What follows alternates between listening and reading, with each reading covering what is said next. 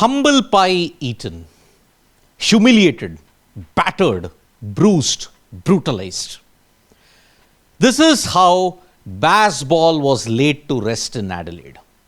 It's over. R.I.P. Bazball.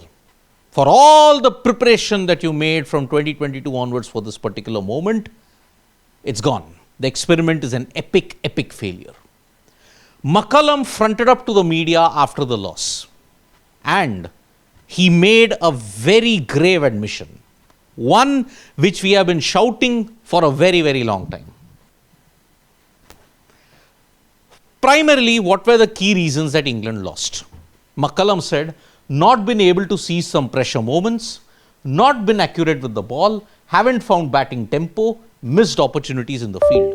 It is the complete blueprint of failure. England, the collapses that happened in each and every test match, not just that, the dropped catches in every test match, the bowling which didn't have the right line and length in Australian conditions, belatedly they found their tempo maybe on the last day when the match was gone or the series was gone. This is Bazball in a nutshell. But the grave admission is, finally McCullum has the senses to say, responsible for how you get your side ready, he the coach and the management. Losing 3-0, you have to put your hand and say, maybe I didn't get that preparation right. How quickly fortune changes, how quickly McCullum can do a 180 degrees. Because what was the buzz in Brisbane? McCullum was said that we over-prepared. Really? And now coming, maybe we didn't get the preparation right. Hello, ever since you landed in Australia, your preparation was never right.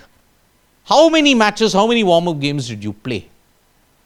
You've gone the India way. India don't play warm-up games because they don't get the kind of opposition that they want. But England have to think differently. Look at 2010-11. They had 5 warm-up games heading into the match in Brisbane.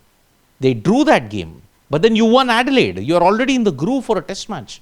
With the shortened time and everything, you just had no time. Ping ball warm-up, you didn't want to play. You all went on a road trip. You wanted to do this exertion, that exertion. You don't want to play the ping ball in Manuka Oval. After that, you went on a holiday to Noosa. 6 days of test cricket, 14 days of rest and vacation. It felt as if you were up 2-0. Australia were down 0-2. Bazball's arrogance is the right way to sum it up. And England were made to pay for it. And rightfully, there's 0-3 down at this point in time. McCullum now has further premonitions. He states, I look back now and think, did we need more leading into the first and did we need less leading into the second? The top layer of Bazball is clueless. We were saying from the very beginning, Bazball equals clueless cricket.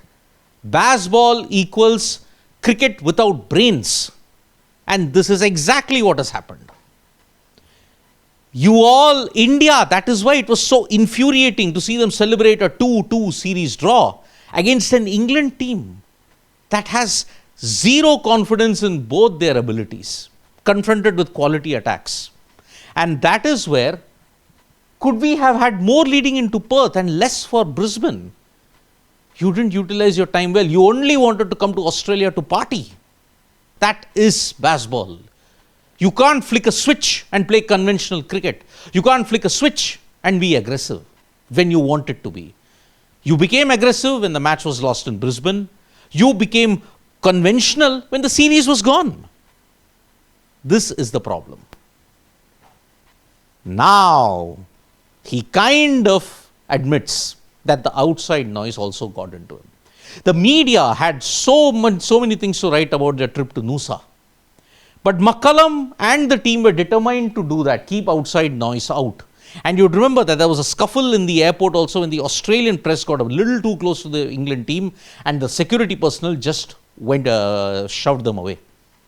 Now, England were more concerned that the journalists shouldn't get some kind of footage on this. But they didn't focus on their own game. We have had high expectations and hopes. It almost just constrained us a little bit, so we weren't able to deal with it. The kind of antics that you did, no preparation, you didn't come into this game seriously. You want to smokescreen it with we had high expectations, but with no preparation, how can you have expectation? Now, is Bazball going to adapt? Because McCullum states, we were rock hard in our belief of the style that we are going to play. I do think we probably got a little bit stuck. Probably a little bit stuck? No.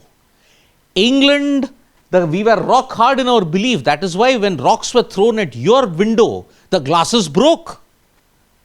Now, we probably got a little bit stuck. You didn't win against Australia at home. You didn't win against India both home and away. You didn't win in Australia. How on earth were you a little bit stuck in the approach? I'm sorry. This is delusion, which is what makes Bazball even more dangerous. And which is why, whatever they may do, they may win the series, make it 3-2 and get themselves a false sense of illusion that, oh, morally we won the 2 tests, so we'll head into 2027 high on expectations. But for 3 years, you destroyed England cricket. No more will we see green tops, swinging conditions. You forced a legend into retirement because those kind of pitches that he was confronted with was kryptonite. You destroyed your style of play, you destroyed your strength, you have destroyed your county talent because of the Bazball approach, and now you will have to pay. England's troubled times are only beginning because in the 2 tough series that they had to do well, they failed. And that is why Bazball rest in peace in Adelaide. And one hopes going from this time onwards and in 2026 they play proper conventional cricket, because certain things in test cricket don't need change, and that is convention. Thank you so much folks for joining us for this video. Subscribe to Sports Today for all the latest news and analysis.